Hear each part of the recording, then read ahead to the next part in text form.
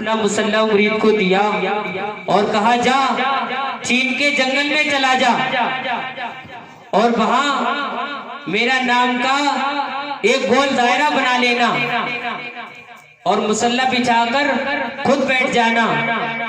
कहा फिर कहा जिन्नात की जमातें आएंगी तुझे डराएंगी लेकिन तू डरना मत क्योंकि तू मेरा मुरीद है, डरना मत। कहा हुजूर फिर कहा लाखों आएंगे मगर फजर की नमाज के वक्त जो है जिन्नात का बादशाह आएगा जो बादल की तरह गरजता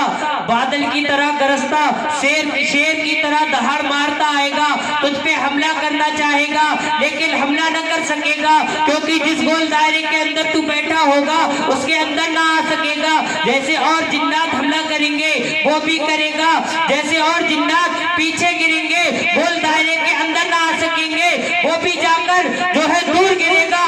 कहा हुजूर फिर कहा वो तुझसे पूछेगा और जिस काम के लिए भेज रहा हूँ वो जाकर बात बता देना। बेटी का मामला था, मुरीद जो है दौड़ता हुआ चल दिया,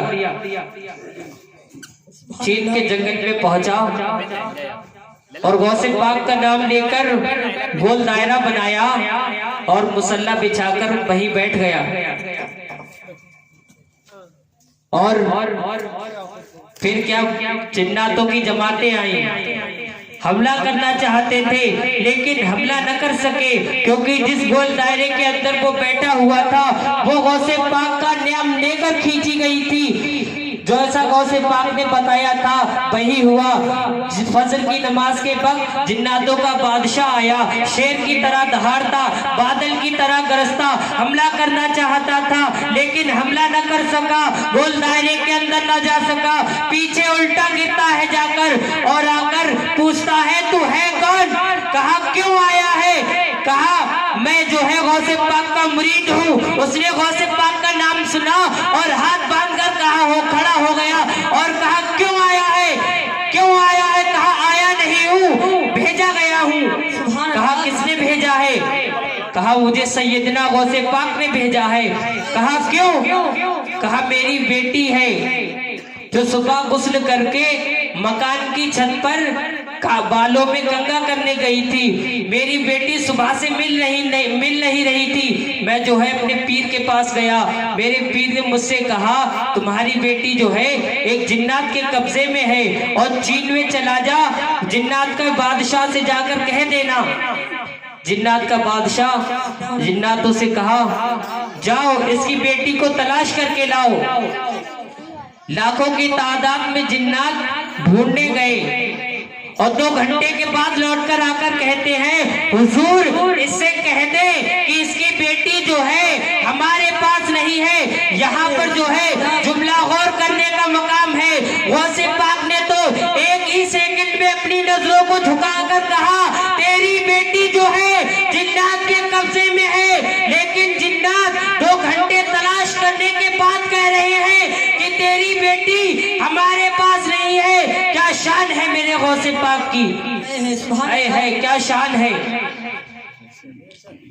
तो जिन्नातों का बादशाह कहने लगा खामोश, बेटी जो है तुम्हारे पास है क्योंकि बेटी अगर तुम्हारे पास न होती तो सैयदना गौसे पाक अपने मुरीद को यहाँ भेजते ही नहीं।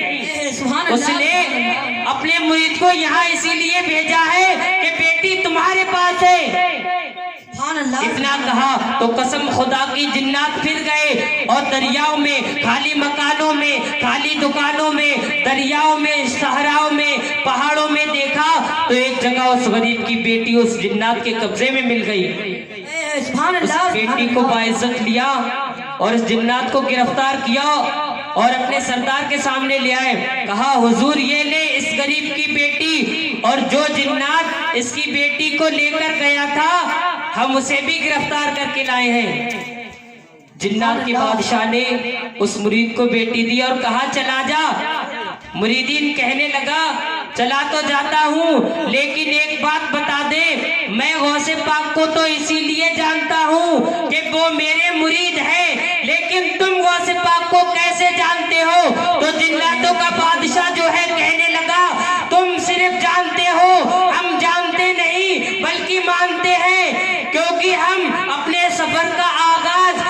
तक शुरू नहीं करते जब तक बगदाद की जानिब सर झुकाकर सलाम नहीं कर लेते।